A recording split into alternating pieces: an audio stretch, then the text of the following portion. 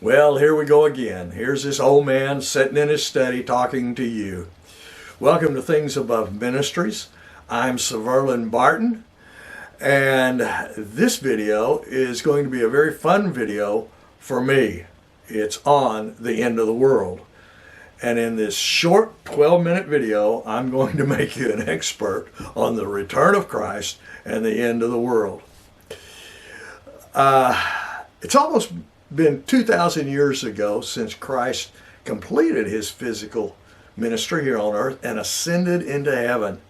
Since then, we have had hundreds, and I do mean hundreds, of predictions about the return of Christ and the end of the world. I remember even in the late 60s, I was told by prominent religious leaders here in the United States that I needed just to drop out of school, go about evangelizing the nations, because the return of Christ was imminent. I would not have time to finish my degree. Well, here I sit today with a trade school diploma, 2 degrees, and a certificate of counseling proficiency, and no Christ. He's not yet here.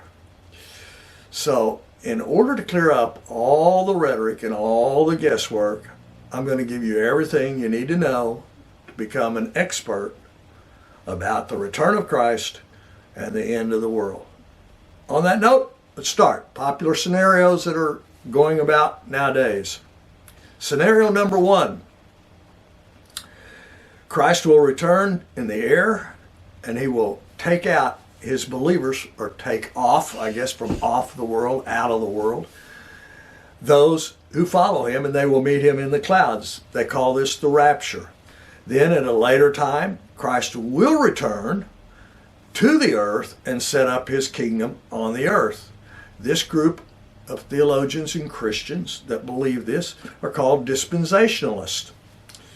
Another scenario, however, is that the earth will be evangelized, and that the nations, all the nations, will turn to Christ, and that we will set up God's kingdom here on earth.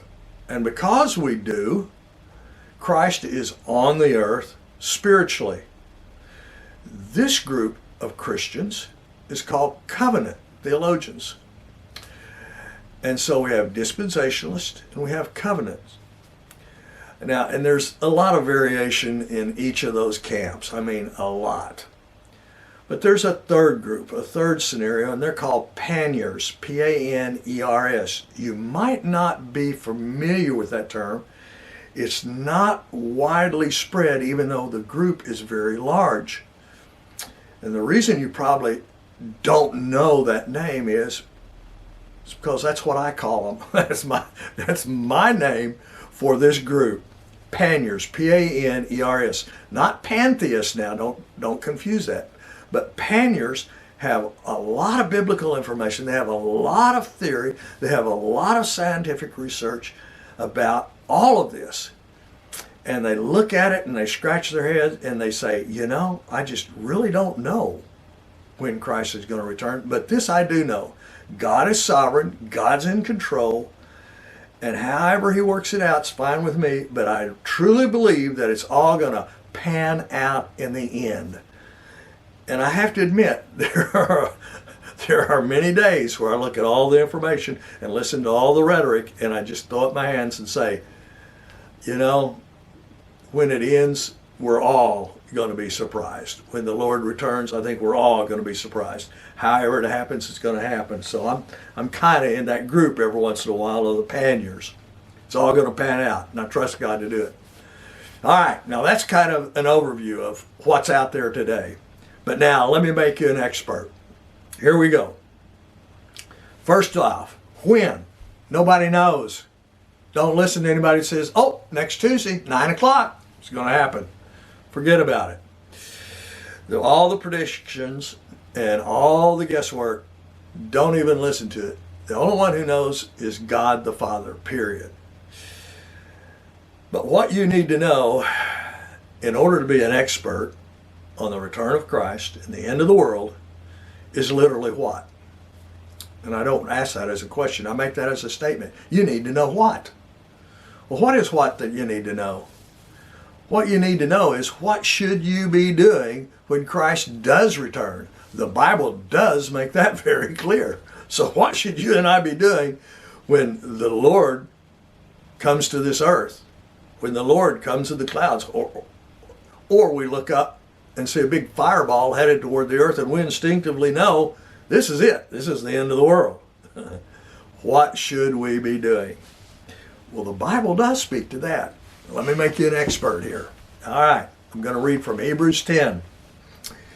Let us hold fast the confession of our hope without wavering, for he who promised is faithful.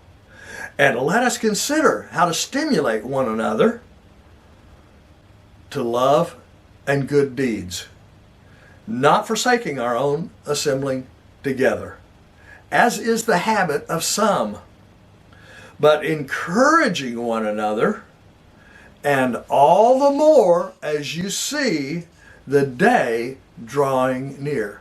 Catch that last one? All the more as you see the day drawing near. The only change we should have in our Christian life is that we should be drawing together more and more with each other to encourage each other, to help each other. You are now an expert on the return of Christ and the end of the world. That's all you need to know. What should you be doing? You should be studying your Bible, living a life, and helping others to do so. Studying your Bible, living the life, and helping others to do so, helping other Christians to do so, and encouraging one another. It's that simple. So enough about the end of the world, enough about the return of Christ. You are now an expert. Let me put a postscript on here. Now that you know that you are an expert about the end of the world and the Lord's return, let me just say this. The end of your world is probably a lot closer than you would like to know. Have a blessed day. Thank you very much for watching. Hope to see you later in other videos.